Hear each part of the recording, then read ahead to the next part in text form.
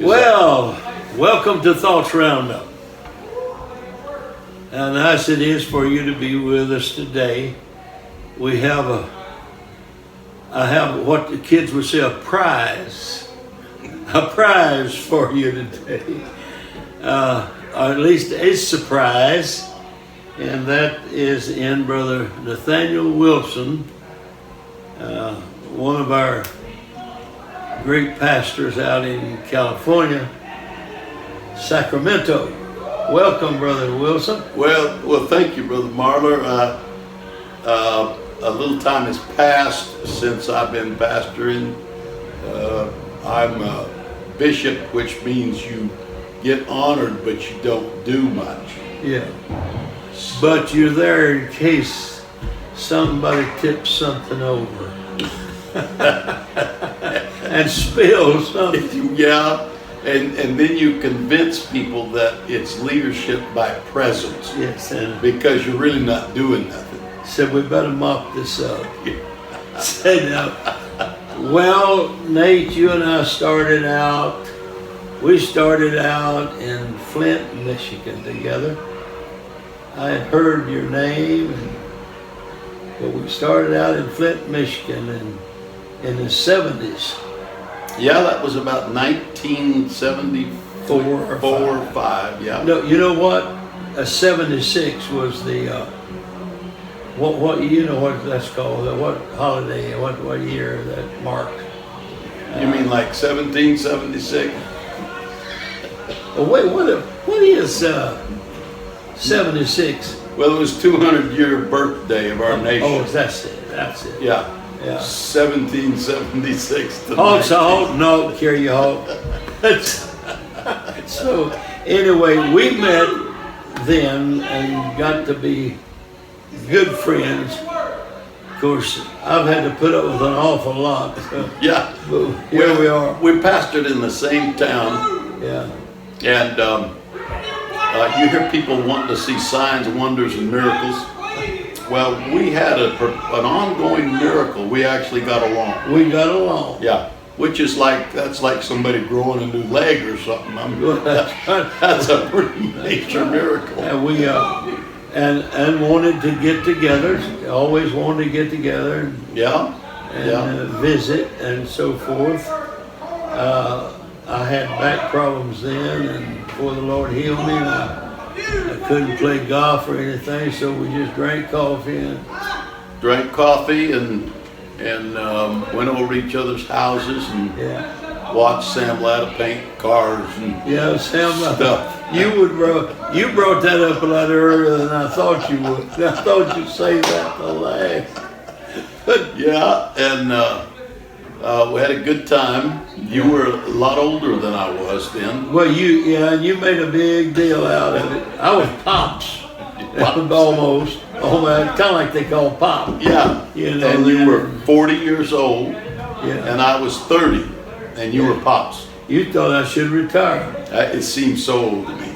It seems so old to me that. Well, you know, I got to tell you that, of course, our church grew mightily, and I appreciate that. But I'm going to tell you, on your church was having people come in every week there, and it was because I remember a big part of it was because of your radio broadcast there in the city. Yeah, it was an unusual thing. Yes, it was. It wasn't that we were doing anything special. I think it was timing. And we just arrived there, and I think that's true of you too. We arrived there at the right time. They needed something. They needed something, and it worked. Yeah, it worked. But the winners. That was the coldest time. I think it's from you that I got the saying that I've used all over the country, where you feared to go out with your children because the polar bears would eat them. Oh, would eat them up. Yeah. They said, and said, you know, I don't know. You wasn't at the end of the world, but you could run your hand behind you, and the snow would start going hundreds of feet down, and you knew you was close to the end of the world. Yeah, yeah. A lot of people wanted to go on up to. Gaylord or yeah, they wanted to go up north. Mackinac Island. Mackinac Island. And they told me how beautiful it was. Yeah. And I know it is. But my car just wouldn't go north. No, they said we just enjoyed up north. The snow is so beautiful, and we were waist deep. But now, in case anybody listens to us from up in there, we love the people. The people were great. They were great. Yeah, and I admired them. Yeah. The courage to live up there with the polar bears.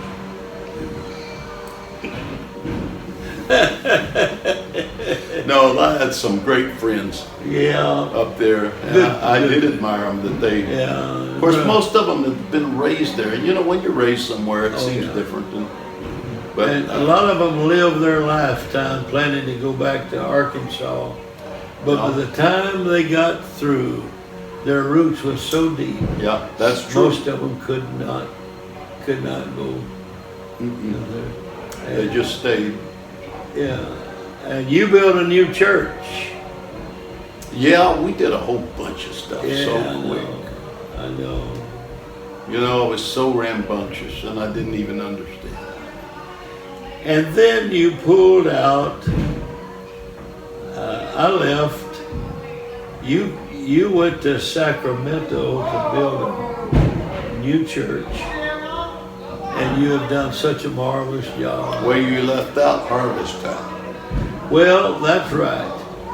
And I was the cause of you getting the job. And if you're gonna bring it up, I'm gonna take credit. I am now 77. This is the first time I've heard this. Could you explain this to me? How did you give me that position? I'll tell you exactly how. Brother Urshan, I said, Brother Urshan, Brother Wilson, the harvest time speaker, was up for grabs. And I said, Brother Wilson's got a revival going based on his preaching on the radio there. And visitors are coming from it. And I said, I'm thinking he'd make a good harvest time speaker. Well, he said, Brother Marler, get me some tapes, CDs, reel to reel. And he said, send them to me. And I got them from the radio station. And are you making this up? Not making this up. You won't forget. You've been telling everybody God did it, and well, God could use you. You reckon? Yeah, I know that sounds foreign to you a little bit, but God could use you. Now, and so I sent them to him, and the rest is history. Well, interesting. Yeah. So but I wasn't there too long until I was in Sacramento. You're right. Yeah, you went on to Sacramento, and you did you've just done such a great job without doing what a lot of people do, adding to the number of the church. About what you run. What do you run there? For the first time that I ever remember, they added everything up. And if everybody's there, which, as you know, is never, but it's about possibility. It's about in the mother location. It's about 1,300, and with the branch works, it's pushing 1,700, 1,800. Now, what did the church cost that you built now? That church cost about between $16 and $17 million to build. Well, that's more than I'm making 6 months. Yeah. Well, it's more than I make in 6 lifetimes. But anyway, and and we finished it in 2007. Do you remember? Can you remember back that far what was happening in 2007? I don't know what was happening, but I remember being there when you finished it. Well, it was like the worst depression since 1933. And I think I had more depression than the 33 or the 2007. I maxed all my credit cards. Dave Ramsey would have got PTSD if he would have visited us.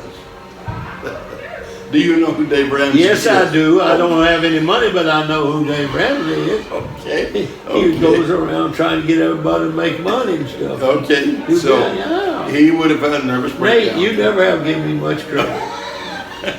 He would have said that this is the prime example of how not to do it. Yeah. And Miles had all his credit cards and all the secretaries. We didn't ask him to, but they all maxed theirs. They just figured if the boat's going down, we'll just all go down together. And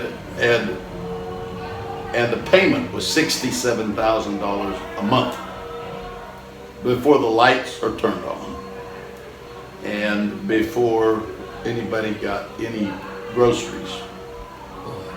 And I cannot tell you how we did it, but we never missed a payment. Never missed a payment. I don't know how, and all those credit cards have been paid off for many, many years. And now we figure we'll have the building paid off in 24 months. I remember when you built your nice, beautiful home, and you had a room so big that you had communion in it. We were fixing to We did. go to, and there was about 60 preachers Yeah. was in that room and was fixing to have communion, and it was a sacred, sacred moment. It really was. And Brother Odom was sitting by me, Floyd Odom, and my cell phone went off. And we were sitting there, and it was so quiet because of the moment of communion. And my cell phone said, Played the perfect gospel song for communion. listen, I'm so lonesome I could cry. And Brother Odom said, ain't that old Hank with you? And as I was running, I got up. I couldn't get it shut off quick enough. And I was running. I said, I borrowed this thing from a redneck. And it just I almost blew communion out of the water. You did. What do you think God thought about that? He just loves me so much. He just overlooked all that. Overlooked all that. Yeah, he said it was just an accident. One of my parishioners, one of my ministers. But anyway, I am so glad. Now you have, to that church's credit, a very successful evangelist and now pastor out in Washington. Rick Mayo. Rick Mayo. Rick Mayo has become he's become a legend in Pentecost. Yeah, Rick's And I remember he was a drug addict. And yeah. He's become a tremendous force in his own right and his own anointing. he runs several hundred people in his church. Oh yeah. And there's nobody more loyal and understands more loyalty to your pastor than Rick does. Is that right? That's right. But there's a lot of guys that have come out of their OC, and in almost every case they're very successful there. It's like Brother Holmes preached down in Foxworth. They're just doing good. God's blessing them. They're taking what they heard and they're doing it. Yeah. Well, and so you're bishop preaching around. Well, I'm a president of Wilson University too, and that's a lot of work. Yeah. Now, I'm not a very good president, maybe, but I still have to do work. I'm so sorry. I'm so sorry. It's a deal, but the school is doing incredible, Is it? and it's making a tremendous impact in young people's lives. I see. Yeah. So Well, I'll tell you what, I was so glad to see you get in tonight. Looking forward to hearing you preach. I've got to introduce you. tomorrow night Does that put any fear in your heart? makes me really nervous. You know, doing this interview, Brother Marler, the only trepidation I have about doing an interview like this with you is that there won't be anybody that really understands What we're talking about? either what we're talking about or why we laugh when we laugh. I know we can't go too much longer because of the time we're in here, but I do remember one night it was snow and we've been playing rook over at your house because it actually got too cold for church. Yeah. That's unusual there. Couldn't get there. There's a blizzard. And we was watching you stack on a ice cream cone. You just kept stacking, what do you call it? The dip. Scoops. And finally, you knew we was watching. So finally, you put about 18 scoops on that ice cream cone, and you stopped, look, and hit yourself right in the face with the whole. Well, we've enjoyed being with you. And I'll tell you something else, we're not quite through. You know, he's trying to get out. Played rook with him one night, and it's in a blizzard. And John and I started to leave, and I left something in the house, and he had already locked the door. I went back, and I said, Nate, I left such and such. You said, we're already closed, we're going to bed. I said, Nate, no. He said, you're just not going to get it. And I went and lay down in the middle of the street and started screaming. And you heard it, and you was afraid your neighbors were going. Yeah, they was afraid they'd think I was killing somebody. You ushered me in that house and got my stuff. Yeah. Yes, anytime we had a serious situation like that, OC usually figured out a way to go over the edge and win. Don't you even talk about over the edge. You know how far over the edge. Hey, folks, we enjoyed, as you can tell, we enjoyed reminiscing in your presence. And thank you so very much for listening. And God bless you. What number is this one? What number is this one? I don't know, it's 500 something, but you just messed up the end of it. They're supposed to wait just a second so my grandson can edit it to send it to Holy Ghost Radio. What's his name? You can picked it up and continued it on. What's his name? His name is Rylan. Riley. Rylan. Okay, you can cut it off now, Rylan. And you have my apologies. But be sure and put this last on, Rylan. Don't let him get by with jumping the gun. Well, Rylan, while we're at it, good night. Hasta luego. Okay.